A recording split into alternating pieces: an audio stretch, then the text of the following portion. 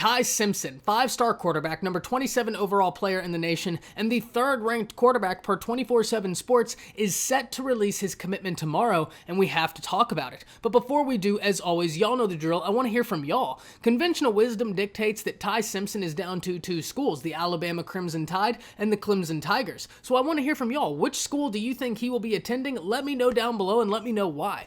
Guys, if you're new to the channel, be sure to subscribe, hit the bell notification, that way you don't miss any of my uploads, as I do constant college football content, player reviews, film analysis, talk style videos like this, you name it, and I'm on my push to 5,000 subscribers within my first year of having a channel, and I'd love to have you along for the journey. If you did enjoy the video, be sure to like and comment down below, because that stuff goes a long ways in helping content creators like myself get picked up by the YouTube algorithm. But with all that being said, let's talk Ty Simpson. And like I already said, 27th best player in the nation, number 3 quarterback, kid stands 6'2" and 180 pounds in his junior year, and he has got a live arm. If you would have asked me a week ago, I would have leaned much more on the side that Ty Simpson was going to Clemson, and look, while I thought it was certainly a chance Alabama landed him, things have certainly turned, and turned quickly. And I'm not saying it only took a week, this has been in the makings for a while. But it's really interesting, and I really want to break down who Ty Simpson is and why it's so intriguing that Alabama has been able to catch Clemson. And I want to first look at who Clemson has after Ty Simpson.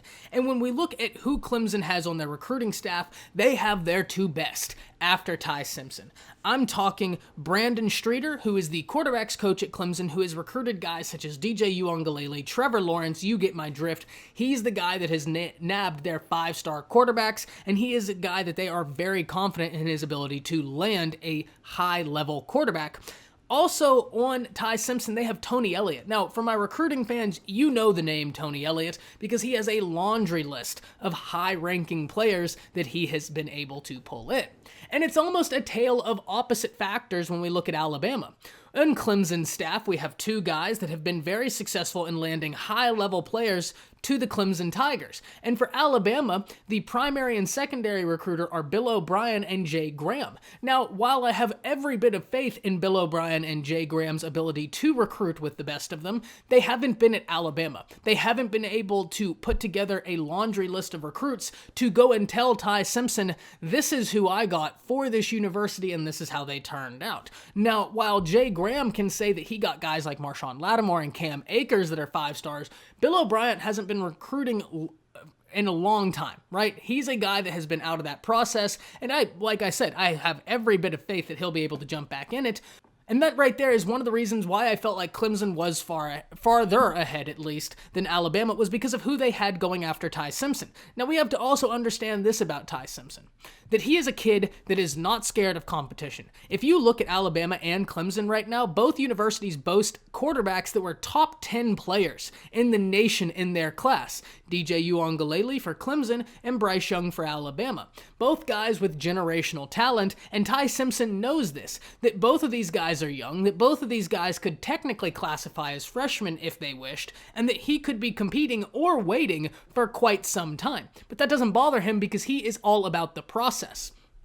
And I wanted to lead up to the process because where did things change in Ty Simpson's recruitment? Remember, I just got done saying that when we look at who Clemson is sending after him, these are surefire guys. Some of Clemson's best recruiters on their staff going all in for Ty Simpson. Whereas when we look at Alabama, we have very capable recruiters after Ty Simpson, but they're new. They don't have the cachet to be able to tell Ty Simpson, well, I recruited this guy to the capstone, and this guy to the University of Alabama, and this guy to the University of Alabama, and look how they all turned out. That's not necessarily a definite negative, but it is a factor.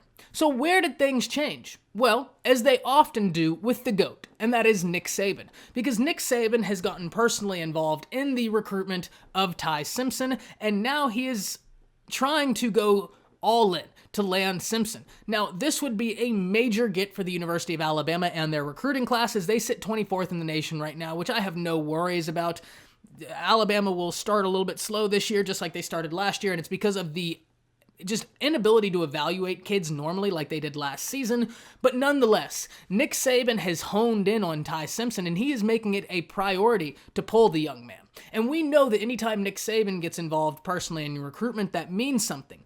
And this involvement of Nick Saban has kind of narrowed the window for Ty Simpson. Now, some interesting tidbits I have for y'all about Ty Simpson and where I think he'll go.